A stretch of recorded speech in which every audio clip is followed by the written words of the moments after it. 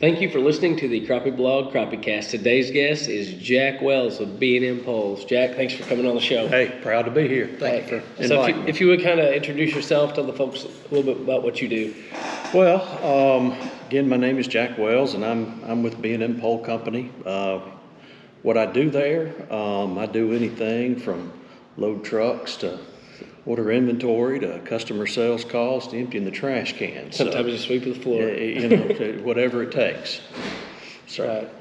Right. So as many people listening and watching probably know, you guys offer a huge lineup of rods, ranging from cane pole all the way up to something that'll haul in a 100+ pound fish. Yes, sir. Right. So if you would kind of walk through, I mean, it's a crappie blog, but we're going to hit on all the rods that you guys have to offer, so that we can go through like your brim series as well, because I crappie fish, but there's nothing more fun than catching. It's hard to beat brim fishing. It really is. I mean, look, we carry everything that retail. I mean, I think our retail range is $4 for the bamboo pole up to, just south of $200 for some of the black diamonds. Of course, our company was built on bamboo. It was, that was our foray into the market back in the 40s and 50s. The founder of our company, Woodrow Wilson Simmons, Mr. Will, avid fisherman. Of course, at the time, he's in the broom and mop business, but he loved, crappie and brim fishing, and so. He always was on the lookout for the perfect bamboo pole, And I'll tell you, even today, the actual action of a rod, the way a rod bends, still emulates a bamboo pole in a lot of ways. Yeah, parabolic action of it. So now, of course, with fiberglass and graphite, you get a little bit lighter weight and a little more sensitivity, but ultimately, the way that rod bends, 9 times out of 10, emulates a bamboo pole. I didn't even think about that. Yeah. We stayed pretty much in the bamboo business throughout the 60s and 70s. I would tell you probably in the mid to late 70s we got into the telescopic pole business, the fiberglass part of it, the Black Widows, and that's a very old name for us. Of course, the Little Jewel's been around for a long time too. I think it was around 1979 that Mr. Will's son Buck Simmons, had the idea for a crappie pole that was made out of graphite.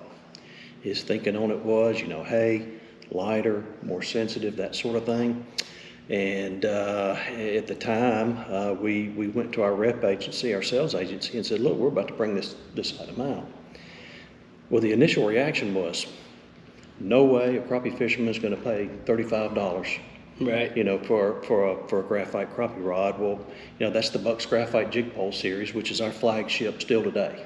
Still our #1 selling series. Still about that price. And you know what? It still retails for around $36, $37 at most retailers. So it's awesome. So it's quite the story. Nothing I had a lot to do with, but it is a great story, and my job is to just carry on the tradition. Yeah. So. That's awesome. And so like you kind of hit on some of the brim poles. You guys offer a huge catfish lineup too, right? We do. Our catfish line has really, really grown, I would tell you, in the last 5 years.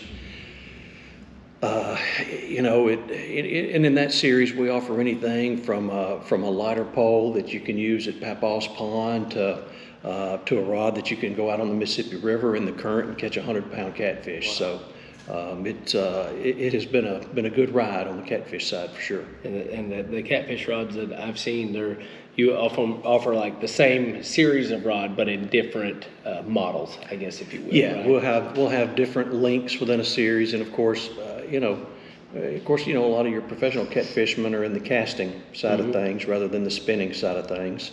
So a lot of them are casting poles, and yeah, they are broom handles. Yeah. Sometimes.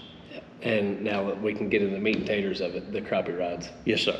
Man. So offer everything from as small as the 410 and the Little Lucy, all the way up to 20. Well, yeah, in the Pro Staff Trolling Rod series, we have a 20-foot model in that series. Even the Little Mighties go up to. Yeah, the Little Mighty is a telescopic pole. It's got more of a Japanese construction to it, so it's 25 feet and I think 20 sections, 19 or 20 sections. So it's a click, click, click, click kind of thing.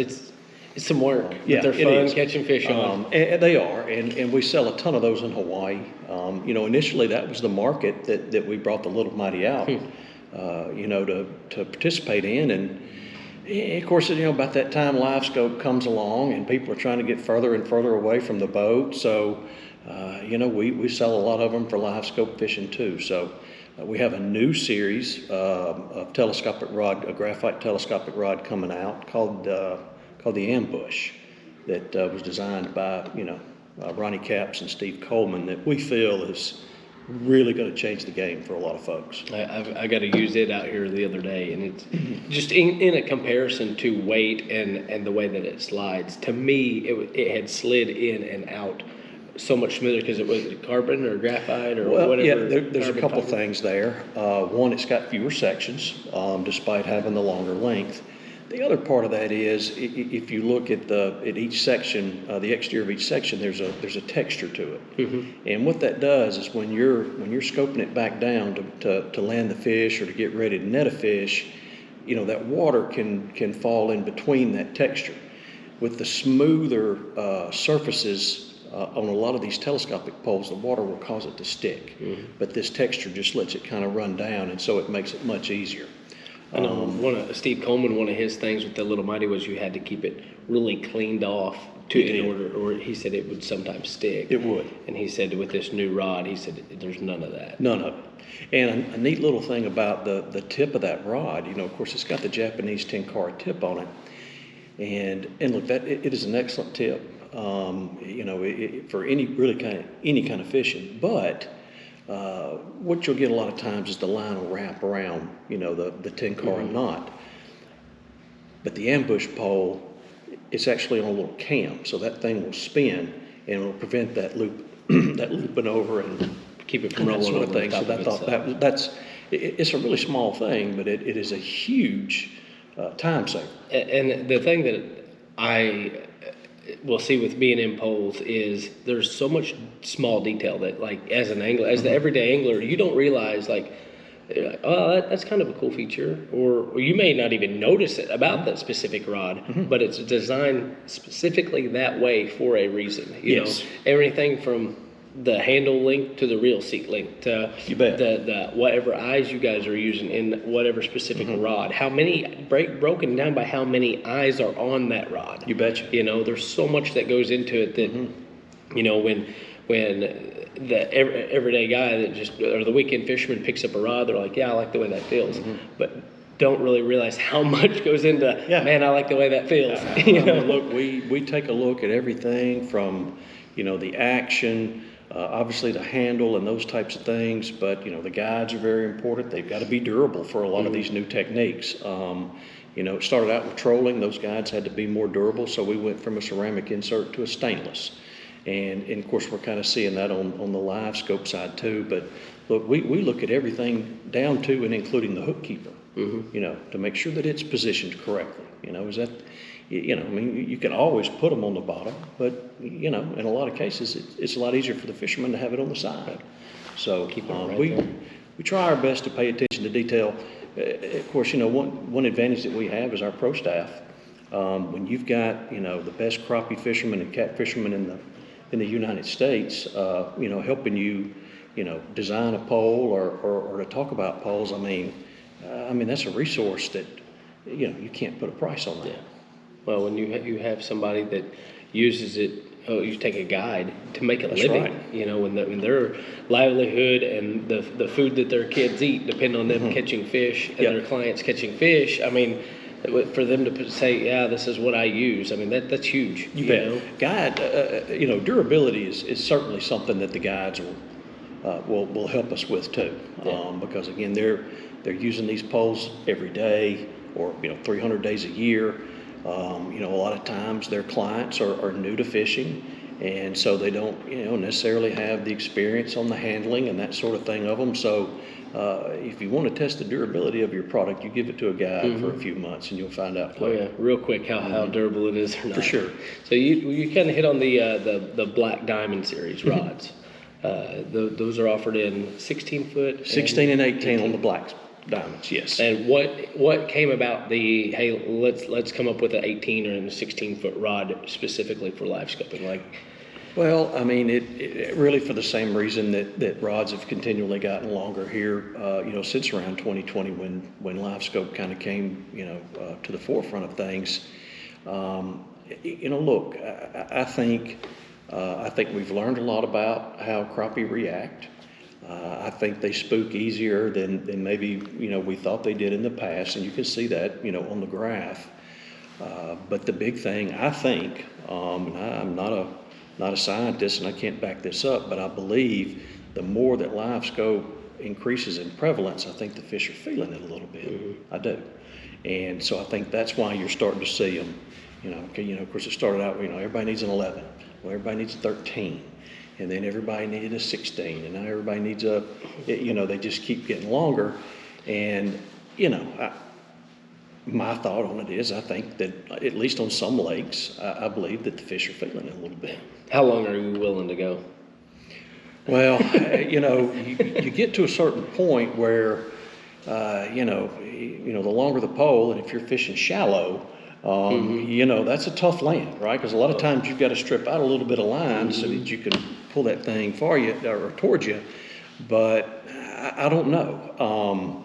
I think once you get past 20, you might be trying to invent a unicorn. Well, see, the other day I was out here fishing with Steve Coleman and using his 25-foot rod, and the wind was blowing like it is today.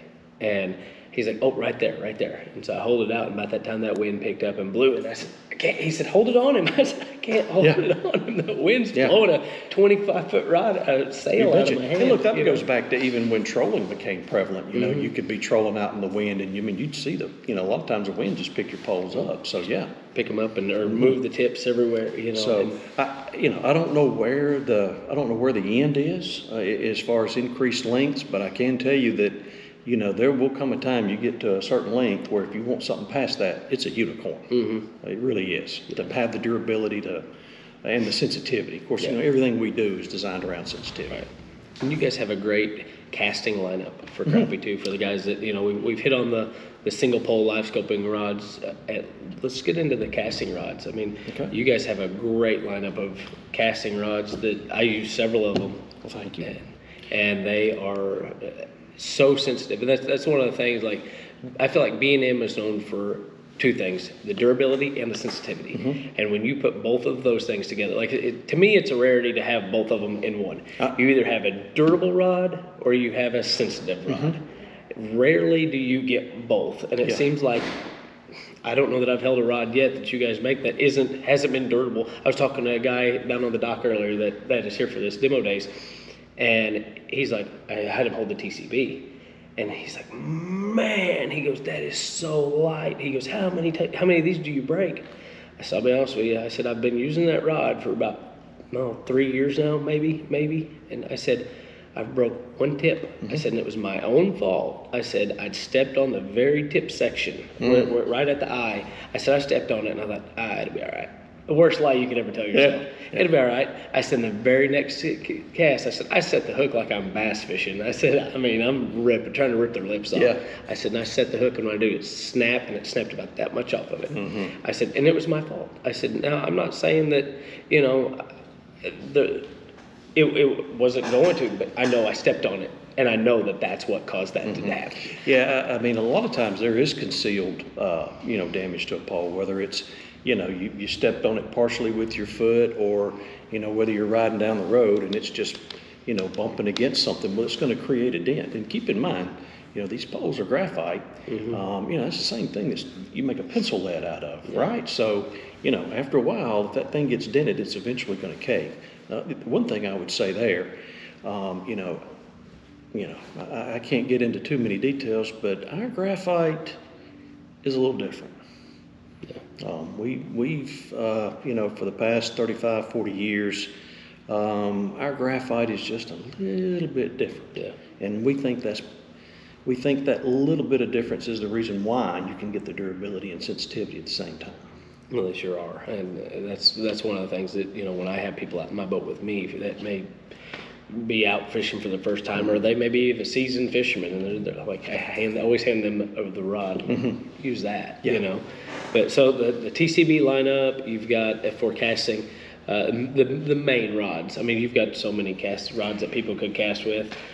You know, that part of our product line has really developed a lot here in the last few years since Live Scope. But we've got the 75th anniversary series that we came out with a couple of years ago in celebration of our 75th anniversary. Of course, the TCB has been a really good one. More recently, you know, the Bucks Ultimate series. You know, I love that rod personally. But, you know, I think it's a great casting rod. It's a little bit stiffer. You know, one of my favorites. I like the aesthetics of it. Yeah, I like the handle. I like all the aesthetics. you bet. Now, you know, we've still got a couple of tricks up our sleeve here coming up. We've got a rod that we've been working on. It's a very stiff rod until you get to the tip, and the tip's really loose. And what that does is it allows you to cast light tackle and light line with a 7.5 foot rod, similar to what the TCB does. Only this rod's going to be, you know, a little bit stiffer, and like I said, the action is non-parabolic, but it loads so well when you go to cast. Really good with light tackle. And that's really cool, because one of the things we're seeing more and more with live sonar is guys wanting to go smaller, and smaller, and smaller. And I've had people ask me before, well, how do you cast a 64,000 jig with that rod? I said, wind back and throw it. That's it. I mean, that's all you can do. I said, I may cast it 25 foot. I said, but that's what I've got. I mean, that's a 64,000 jig. What are you going to do with it? That's right.